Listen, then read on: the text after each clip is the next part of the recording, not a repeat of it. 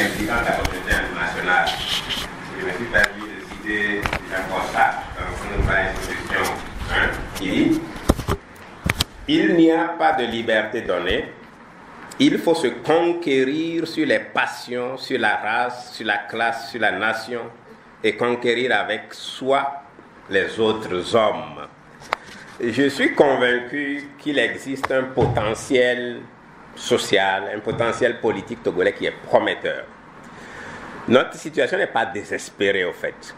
Nous avons connu un régime politique puissant, avec des hommes forts comme parlerait Obama, et le chantier qui nous préoccupe aujourd'hui se rapporte à l'édification d'institutions qui reflètent ce que nous attendons. Et le Togolais ne se dit pas souvent la vérité quand il est avec un autre. Le Togolais est capable de détruire très facilement, de critiquer, de faire du mal, et on est fier de le dire. Et le Togolais est capable de faire semblant. En écrivant ces lignes, en discutant avec vous, l'espoir que j'exprime est celui que les dirigeants actuels soient à l'écoute de la population dans cette diversité.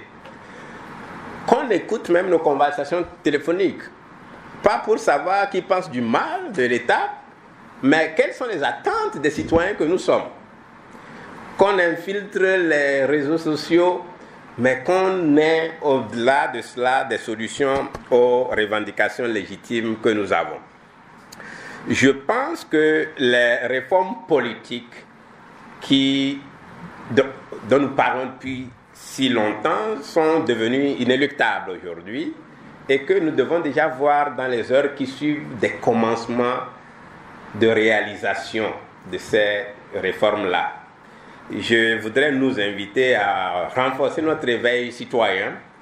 Je voudrais que nous soyons exigeants aussi bien du pouvoir du gouvernement donc que de l'opposition pour aller vers la mise en place des mécanismes politiques qui vont nous rassurer.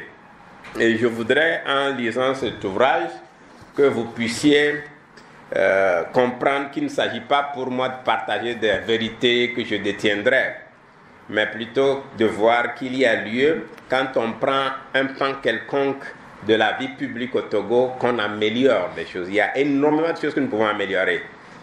Mais disons une chose, il y a quelques mois, je parlais à des Guinéens, maintenant je parle à des Congolais et je leur dis, écoutez, quand je sillonne le pays, quand je vois Kabila père, Kabila fils, je suis surpris de ne voir un seul édifice qui porte le nom de Mobutu. Comment vous pouvez gommer 30 ans de l'histoire de ce pays qui a eu son indépendance si récemment et croire que vous êtes un peuple debout? Et en le disant, en pensant à mon propre pays, je pense quand même à un certain Yadema qui en a quand même fait 38 ans, n'est-ce pas? Et je me dis, qu'est-ce que nous, Togolais, capitalisons sur ce long règne? Et qu'est-ce que nous réclamons au fils de Yadema aujourd'hui au-delà des réformes immédiates? Autrement dit, je ne voudrais pas être ce prédicateur qui dit faites ce que je vous dis, mais ne faites pas ce que... En définitive, je voudrais conclure par là.